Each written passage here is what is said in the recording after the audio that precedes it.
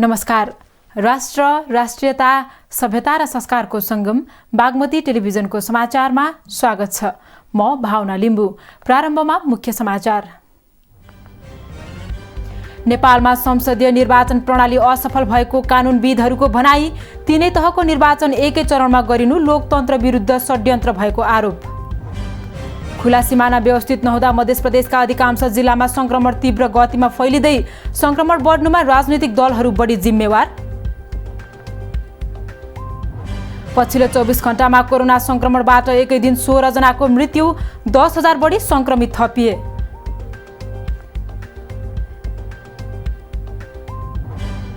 सरकारद्वारा आयल निगमलाई 1 अर्ब 80 करोड रुपैयाँ दिने निर्णय। भारतीय आयल कर्पोरेसनलाई आयल निगमले 13 अर्ब रुपैयाँ तिर्न बाँकी।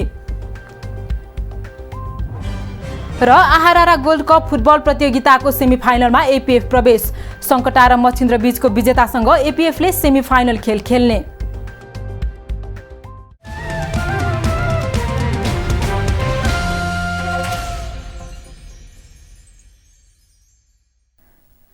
सुरु गरौं स्थानीय तहको निर्वाचनमा कानुनविदहरूले भनाई सम्बन्धी समाचारबाट। कानुनविदहरूले स्थानीय तहको निर्वाचन निर्धारित मितिमा नै हुनुपर्ने बताएका छन्। काठमाडौँमा कानुनविदहरूले सरकारले स्थानीय तहको निर्वाचन संविधानले तोकेको समय सीमामा नै हुनुपर्नेमा जोड दिएका हुन्। कार्यक्रममा वरिष्ठ अधिवक्ता डाक्टर सुरेन्द्र महतोले स्थानीय तह निर्वाचन ऐन प्रदेशसभाको नक्कल भएकोले त्रुटिपूर्ण रहेको बताउनुभयो। उहाँले स्थानीय तहमा चरणको कुनै कुरा नै नभएकोले यो स्थानीय तहमा ल्याउनु भनेको प्रदेशसभा निर्वाचन ऐन कपी पेस्ट गर्नुको परिणाम भएको बताउनुभयो। वरिष्ठ अधिवक्ता महतोले एकैपटक निर्वाचन गर्ने नाउँमा 7वटा प्रदेशसभालाई विघटन गर्ने अधिकार सङ्घ सरकारसँग नरहेको पनि प्रश्न पार्नुभयो।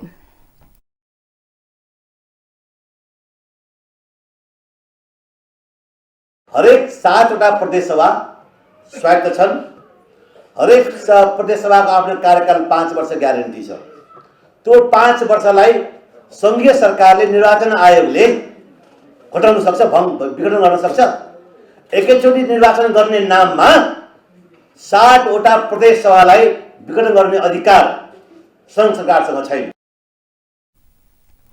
कानुनविद डाक्टर सुरेन्द्र भण्डारीले अहिलेको निर्वाचन प्रणाली पैसा, गुण्डा र छल कपटमा नै आधारित भएको भन्दै नेपालमा संसदीय निर्वाचन प्रणाली असफल भएको दावी गर्नुभयो। उहाँले सङ्कटको समयमा मात्रै संसद र प्रदेशसभाको निर्वाचन वर्ष दिनसम्म लम्ब्याउन पाइने उल्लेख गर्दै अहिले सङ्कट नभएकोले समयमै निर्वाचन गराउनु पर्नेमा जोड दिनुभयो। उहाँले निर्वाचन लम्ब्याउने कुरा नगरी यथास्थितिमा नै निर्वाचन गराउनु पर्ने बताउनुभयो। विशेष परिस्थिति पर्यो, त्यो अवस्थामा गर्न नसकिने अवस्था पर्यो भने हो। अहिले त्यस्तो निर्वाचन गर्न नसकिने अवस्था छैन।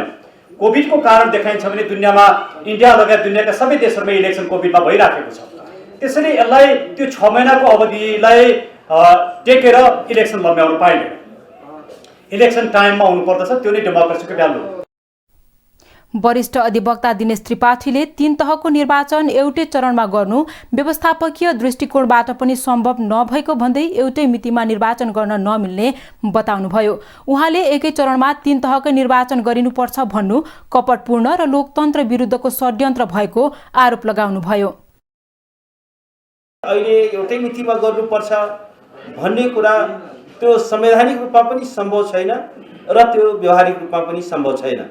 र एउटा कुरा के छ भने अहिले यो 3वटै तहको निर्वाचन एउटै मितिमा गर्नुपर्छ भन्ने जुन कथन अहिले सारिएको छ, जुन यो न्यायालयसँग अगाडि सारिएको छ, यसको यो चाहिँ अलिकति कपटपूर्ण पनि देखिन्छ।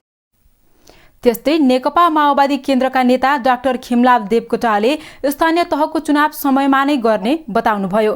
उहाँले अहिले सबै दल र आम नागरिकहरू स्थानीय तहको चुनाव गर्नुपर्ने भनेर लागिरहेकोले त्यसमा कुनै संशय नगर्न आग्रह गर्नुभयो। अब स्थानीय तहको चुनाव समयमा गर्ने कि नगर्ने भन्ने त सवाल छँदै छैन। मन लाग्छ कोही पनि अहिलेको सत्तारूढ दलदेखि लिएर तपाईँ हामी कोही पनि स्थानीयको तहको चुनाव समयमै गर्नुपर्छ हामी भनेका छौँ। सबैले त्यही भन्नुभएको छ। नेता देवकोटाले यसअघि प्रतिनिधि सभाको चुनाव र प्रदेशसभाको चुनाव एकै पटक गरिएको भन्दै यसपटक पनि त्यसलाई सँगै लिएर जाने कुराको बहस गर्न आवश्यक नरहेको बताउनुभयो। सत्तारूढ प्रमुख घटक नेपाली कांग्रेसका नेता प्रकाशमान सिंहले आफू स्थानीय निकायलाई पदाधिकारीविहीन बनाउने पक्षमा नरहेको बताउनु भएको छ। नेता सिंहले स्थानीय तहको निर्वाचन संविधानले व्यवस्था गरे अनुसार समयमै हुनुपर्ने पनि स्पष्ट पार्नुभयो। काठमाडौँको चाक्सीबारी स्थितमा सञ्चारकर्मीको जिज्ञासाको जवाफ दिने क्रममा उहाँले संविधानको मर्म र भावना विपरीत कुनै पनि तहको निर्वाचनमा जान नहुने बताउनुभयो। मैले चाहिँ सुरुदेखि मैले भनिरहेको छु, हामीले जानेको भनेको के हो त भन्दाखेरि संविधानको भावना र मर्म बमोजिमै सबै कामहरू चाहिँ हुनु पर्यो र अहिलेको यो चाहिँ जुन अब डिबेटमा चाहिँ आइरहेको छ नि त, त्यो के त भन्दाखेरि यो चाहिँ स्थानीय निकायको कार्यविधि त 5 वर्षको लागि हो। सिंहले 5 वर्ष कार्यकाल पूरा गरेको 6 महिनाभित्र स्थानीय तहको निर्वाचन हुनुपर्छ भन्ने कुरा संविधानमा उल्लेख भएको र सोही अनुसार हुनुपर्ने दाबी समेत गर्नुभयो। कोरोना भाइरस संक्रमण जोखिम बढ्दै गएपछि रोकथाम तथा न्यूनीकरणका लागि जिल्ला प्रशासन कार्यालय बैतडीले सेवाग्राहीलाई खोप कार्ड अनिवार्य र आलोपालो सेवा लागू गरेको छ। जिल्ला प्रशासन कार्यालयले त्यहाँका पालिकाका नागरिकलाई बार अनुसार सेवा र खोप कार्ड अनिवार्य गरेको जिल्ला प्रशासन कार्यालयले जनाएको छ। आइतबार शिवनाथ र पञ्चेश्वर गाउँपालिकाका नागरिकलाई सेवा दिइनेछ। सोमबार मेलौनी नगरपालिका र सिगास गाउँपालिकाका नागरिकलाई सेवा दिइनेछ। त्यस्तै मंगलबार दोगडा केदार गाउँपालिका र डिलासैनी गाउँपालिकाका नागरिकहरूलाई सेवा दिइनेछ। बुधबार सुर्नया गाउँपालिका, बिहीबार पाटन नगरपालिका र शुक्रबार दशरथ चन्द नगरपालिकाका नागरिकलाई सेवा दिइने जिल्ला प्रशासन कार्यालयले सूचना प्रकाशित गरेको छ। पुर्चौडी नगरपालिकाको हकमा भने इलाका प्रशासन कार्यालयबाटै सेवा प्रदान गरिने भएको छ। यसैबीच कोरोना भाइरस संक्रमणको जोखिम बढ्दै गएपछि प्रशासन सहित सबै सरकारी कार्यालयका सेवा प्राप्त गर्न कोरोना विरुद्धको पूर्ण खोप लगाएको कार्ड अनिवार्य गरिएको छ। गृह मन्त्रालयको निर्देशन अनुसार सरकारी कार्यालयमा सेवा लिनका लागि पुग्ने नागरिकले पूर्ण खोप लगाएको खोप कार्डलाई अनिवार्य गरिएको छ। समाचारमा एकैछिन विश्राम।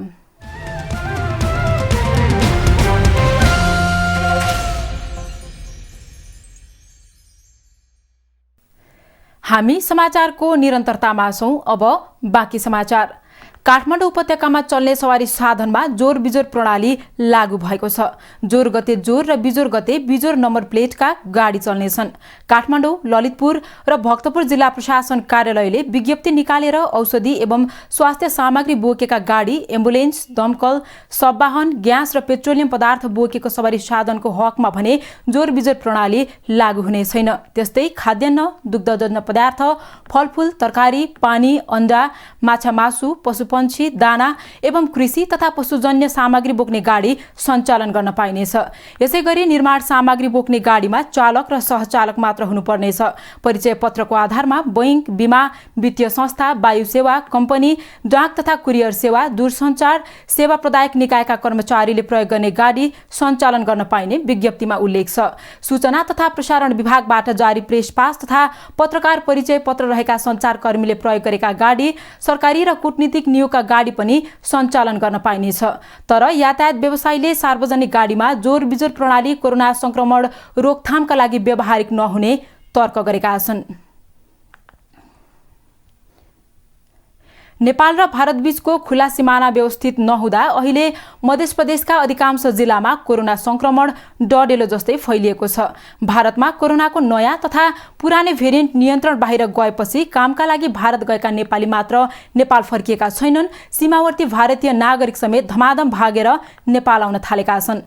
तर स्थानीय प्रशासनले सीमा क्षेत्रमा हेल्थ डेस्क, होल्डिङ सेन्टर अथवा सामान्य स्वास्थ्य परीक्षणसम्म नगरी निर्बाध रोग भित्राइरहेको छ। सँगसँगै भारतबाट आयात हुने दूध, माछा र हरियो तरकारीमा समेत रोक लगाइएको छैन। यसले कोरोनाको संक्रमण संघीय राजधानी काठमाडौँ सहित मुलुकका अधिकांश बजार क्षेत्रमा पुगिरहेको छ। एक रिपोर्ट।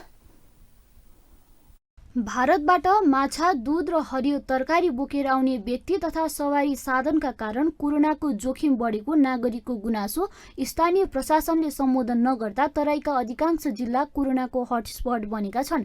यसबाहेक छिमेकी राष्ट्र भारतमा कोरोना भाइरसको ओमिक्रोन भेरिएन्ट तीव्र रूपमा फैलिँदै जाँदा भारतबाट नेपाल आउनेको संख्या बढेको छ। तर भारतबाट नेपाल फर्किएकाहरू सबै सिधै समुदायमा पुगिरहेका छन्। मध्य प्रदेश अन्तर्गतका विभिन्न जिल्लामा कोभिडको नयाँ भेरिएन्ट ओमिक्रोनको संक्रमित भेटिए पनि स्थानीय तहमा भने सतर्कताको अभाव छ। बजारमा अत्याधिक भिडभाड देखिएको छ भने सर्वसाधारणले स्वास्थ्य मापदण्ड अपनाउन छाडेका छन्। बिना मास्क बजारमा सर्वसाधारण नागरिक आवतजावत गर्दा पनि स्थानीय प्रशासनले चासो देखाएको छैन।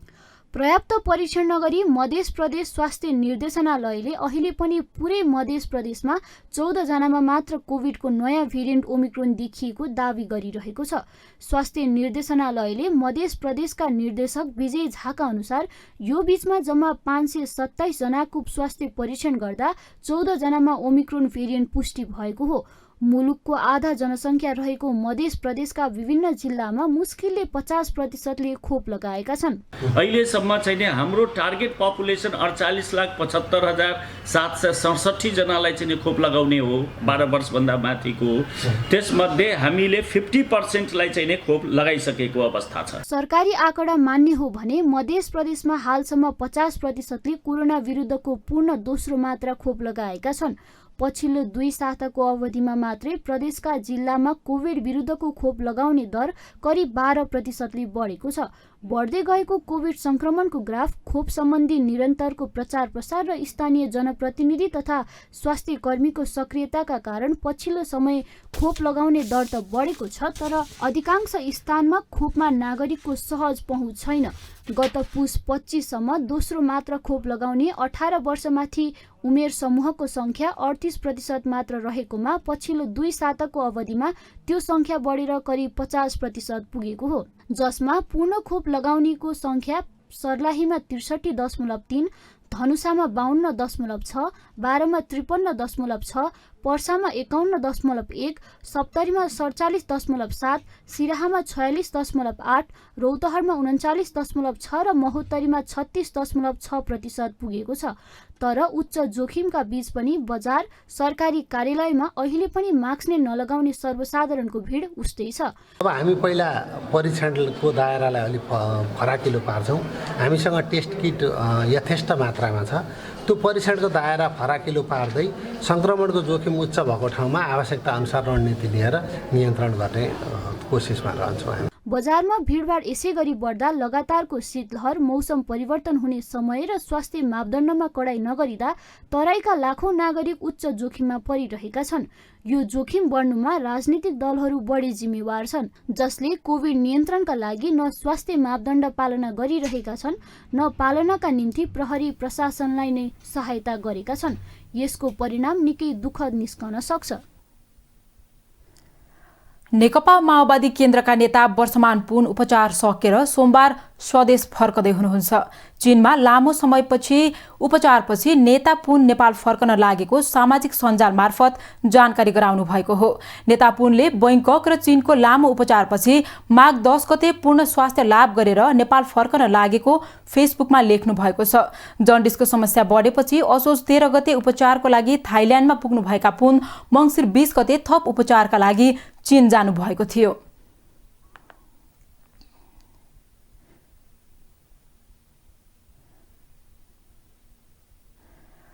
सर्वोच्च अदालतले पूर्व प्रधान न्यायाधीश मोहन प्रसाद शर्माको निधनमा शोक बिदा दिने निर्णय गरेको छ।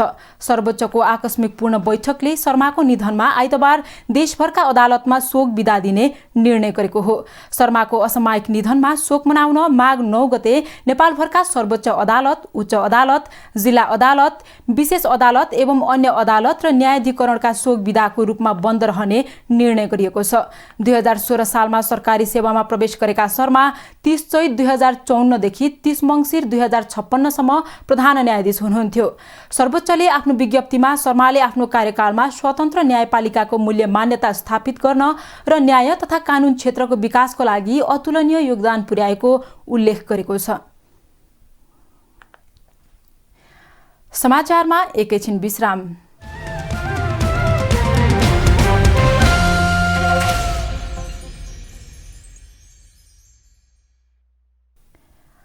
हामी समाचारको निरन्तरतामा छौं। अब बाँकी समाचार।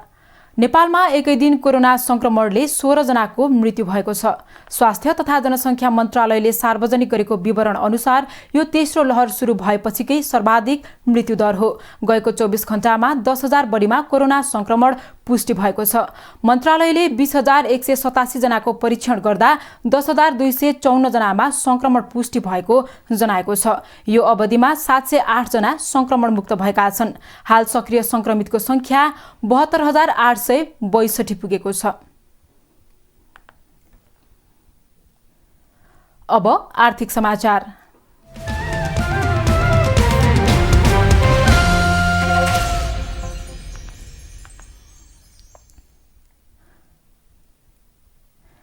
भारतसँग इन्धन किनेको पैसा तिर्न सरकारले नेपाल आयल निगमलाई 1 अर्ब 80 करोड रुपैयाँ दिने भएको छ। पेट्रोलियम पदार्थ तथा ग्यासको मूल्य स्थिरीकरण कोषले निगमलाई 1 अर्ब 80 करोड रुपैयाँ दिने निर्णय गरेको हो। आयल निगमले यही जनवरी 23 सम्म भारतीय आयल कर्पोरेसनलाई 13 अर्ब रुपैयाँ तिर्नुपर्नेछ। तर पेट्रोलियम पदार्थको बिक्रीबाट 11 अर्ब 20 करोड रुपैयाँ मात्रै सङ्कलन भएको निगमको भनाइ छ। निगमले गत बुधबार मात्रै पेट्रोलियम पदार्थको मूल्य बढाएको थियो। मूल्य वृद्धिपछि पनि पेट्रोलियम पदार्थमा मासिक 1 अर्ब 88 करोड रुपैयाँ घाटा रहेको निगमले जनाएको छ। अब अन्तर्राष्ट्रिय समाचार।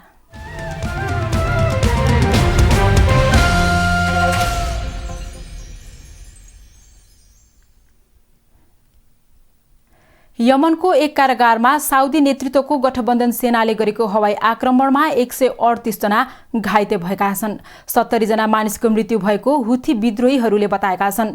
उत्तरी यमनको सो क्षेत्रमा घातक बम विस्फोट गराइएको छ। साउदी नेतृत्वको सैन्य गठबन्धनले सोमबार हमला गरेसँगै हुथी विद्रोहीले पनि जवाफ हमलाहरू बढाएको हो। देशको उत्तरी क्षेत्र नियन्त्रण गर्न कारागारमा रहेका 70 भन्दा माथि मारिएको हुथी सरकारका अधिकारीहरूले दाबी गरेका छन्। आक्रमणमा कयौं घाइते भएकाले मृतकको संख्या अझै बढ्न सक्ने अनुमान गरिएको छ। सो आक्रमणमा सबैभन्दा बढी आप्रवासीहरू घाइते भएका छन्। विद्रोहीले रातको समयमा गरेको हमलाका कारण टेलिकम्युनिकेसनको मुख्य प्रणाली पनि उनीहरूकै नियन्त्रणमा रहेको छ।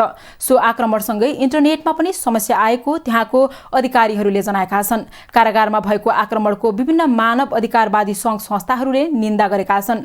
यसअघि पनि हुथी विद्रोहीहरूले गरेको ड्रोन हमलामा 5 जना मानिसको मृत्यु भएको थियो। सो आक्रमण भएको 1 साता बित्न नपाउँदै फेरि अर्को हमला भएको हो।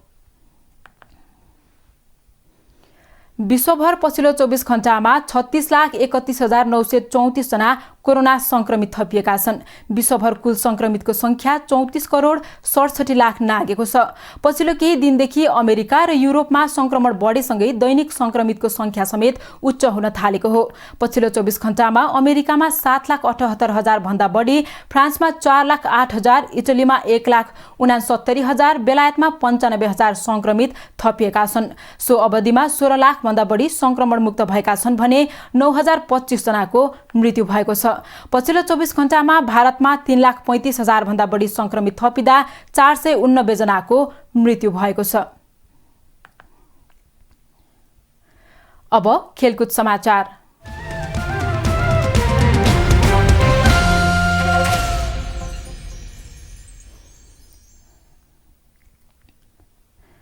नेपाल एपीएफ क्लब 20औं संस्करणको आहारारा गोल्ड कप फुटबल प्रतियोगिताको सेमिफाइनलमा प्रवेश गरेको छ। पहिलो क्वार्टर फाइनलमा BYSC मिनेसोटा युएसएलाई 3-1 गोल अन्तरले हराउँदै एपीएफ अन्तिम 4 मा पुगेको हो। पहिलो हाफ गोल रहित बराबरीमा सकिएको खेलको दोस्रो हाफको सुरुवातमै BYSCले अग्रता बनाएको थियो। खेलको 47औं मिनेटमा राइलीको क्रसमा मिगल पेलाकफक्सले हेड मार्फत गोल गर्दै BYSCलाई अग्रता दिलाएका थिए। तर खेलको 70औं मिनेटमा आवास लामिछानेले पेनाल्टीमा गोल गर्दै एपीएफलाई 1-1 गोलको बराबरीमा फर्काए।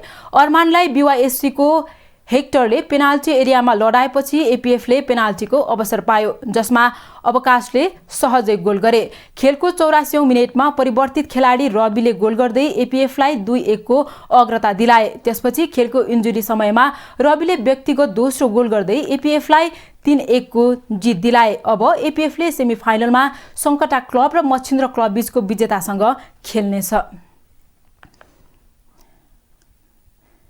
नेपालले ओमानमा 3 देशसँग T20 क्रिकेट श्रृङ्खला खेल्ने भएको छ।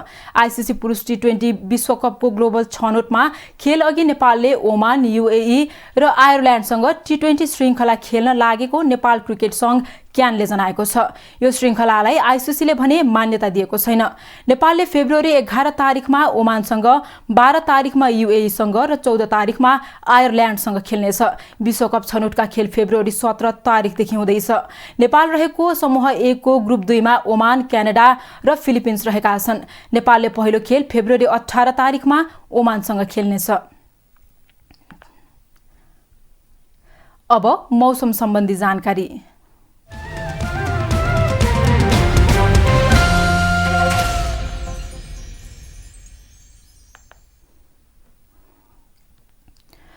पश्चिमी वायुको प्रभावले देशका अधिकांश भेगमा बदली हुनका साथै कतिपय प्रदेशमा हल्का वर्षा र उच्च पहाडी तथा हिमाली भेगमा हल्का हिमपातको सम्भावना रहेको छ। सुदूरपश्चिम कर्णाली र लुम्बिनी प्रदेशका केही स्थानमा साथै गण्डकी, बागमती र प्रदेश 1 का केही स्थानमा हल्का वर्षाको सम्भावना रहेको जल तथा मौसम पूर्वानुमान महाशाखाले जनाएको छ।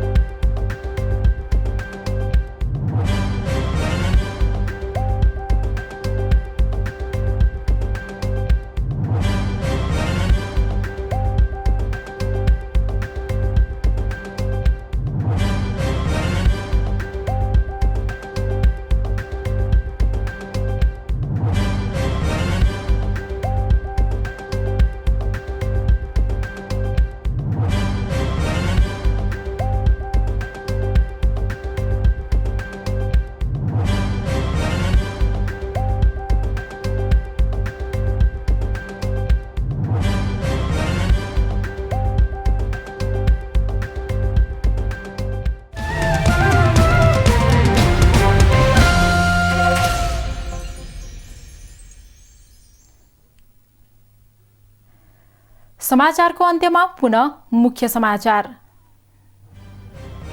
नेपालमा संसदीय निर्वाचन प्रणाली असफल भएको कानुनविदहरूको भनाई। तीनै तहको निर्वाचन एकै चरणमा गरिनु लोकतन्त्र विरोधी षड्यन्त्र भएको आरोप। खुला सिमाना व्यवस्थित नहुँदा मध्य प्रदेशका अधिकांश जिल्लामा संक्रमण तीव्र गतिमा फैलिँदै संक्रमण बढ्नुमा राजनीतिक दलहरू बढी जिम्मेवार। पछिल्लो 24 घण्टामा कोरोना संक्रमणबाट एकै दिन 16 जनाको मृत्यु, 10,000 बढी संक्रमित थपिए।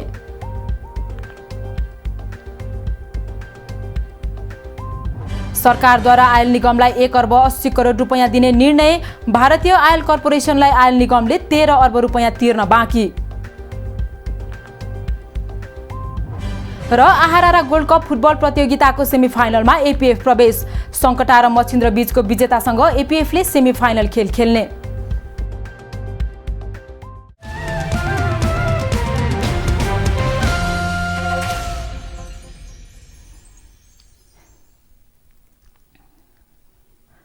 राष्ट्र, राष्ट्रियता, सभ्यता र संस्कार संरक्षणमा समर्पित बागमती टेलिभिजनमा प्रसारण भइरहेको समाचार अहिलेलाई यति नै। हेर्दै रहनुहोला बागमती टेलिभिजन। नमस्कार।